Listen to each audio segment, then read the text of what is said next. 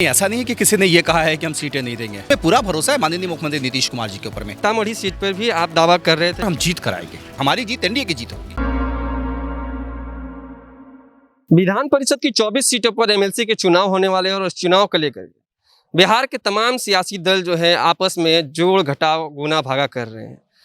जीतन राम मांझी की पार्टी ने भी इस चुनाव में दावा ठोक दिया है। 2 सीटों पर मांझी की पार्टी चुनाव लड़ने की बात कह रही है और इस मुद्दे पर बात करने के लिए हमारे साथ दानिश रिजवान जी हैं, जीतन राम मांझी के पार्टी के प्रवक्ता हैं। इनसे बात करेंगे और जानेंगे कि पार्टी आखिर किस बुनियाद पर दावे कर रही है कि उन्हें 2 सीटें चाहिए।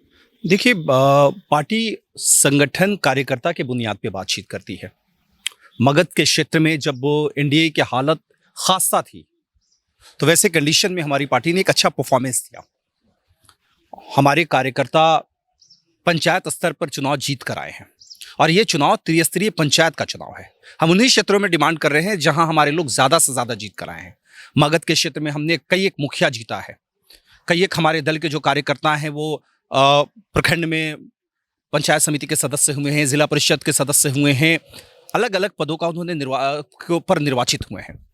वो कौन सी 2 सीटें हैं जिसमें आप हमने वही कहा ना कि मगध के क्षेत्र में जैसे हमने कई एक हमारे पार्टी के जो कार्यकर्ता रहे हैं, मुखिया बने हैं, पंचायत समिति के सदस्य बने हैं, जिला परिषद के सदस्य बने हैं और इन्हीं का ये चुनाव है। एक खबर ये भी निकल के सामने आ रही थी कि सीतामढ़ी सीट पर भी आप दावा कर रहे थे कि वहां भी इन 2 सीटों पर हमारे जो कार्यकर्ता है वो काफी तादाद में जीत कर आए हैं और ये चुनाव उन्हीं कार्यकर्ताओं के दम पर होना है।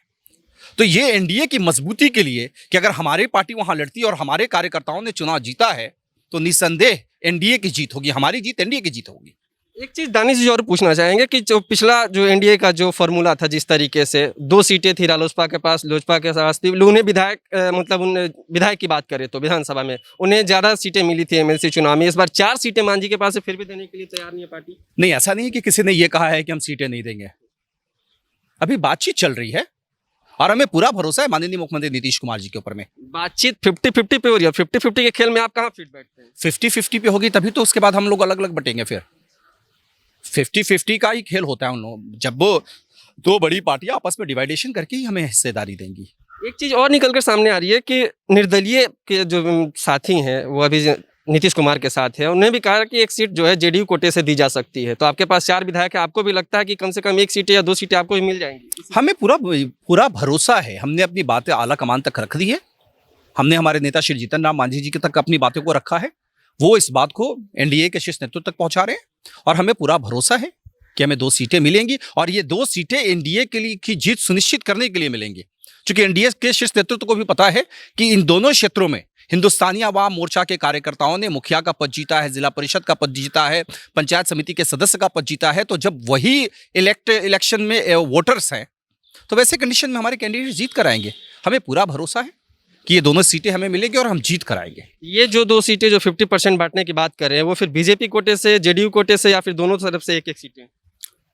ये एनडीए में हम लोग मिल बैठ के तय कर लेंगे कि वो कौन से कोटे से मिलेगी। इस बीच सहनी जी फिर कहाँ जाएंगे? सुनने में आ रहा है कि पैरोकारी हुई है। उपेंद्र कुशवाहा ने कहा है कि मांझी और सहनी को भी सेट करना होगा इस एमएलसी चुनाव में। तब आप समझ सकते हैं कि जब उपेंद्र कुशवाहा जी ने बोल दिया है तो चीजें बहुत स्पष्ट है कि वो सीटें मिल रही है। तो पूरा आश्वस्त है कि आप? पूरे आश्वस्त हैं। एनडीए इंटैक्ट है, पूरी तरीके से मजबूत है और एनडीए में सबकी बातें सुनी जाती हैं। तो ये थे हमारे साथ दानिश रिजवान, जिनका कहना है कि एनडीए पूरी तरीके से एक साथ है, एकजुट है। सीट बंटवारे को लेकर कहीं कोई भी परेशानी नहीं है। कैमरामैन बाबर अली के साथ मैं अजयदीप चौहान, ट्रेंडिंग बिहार, पटना।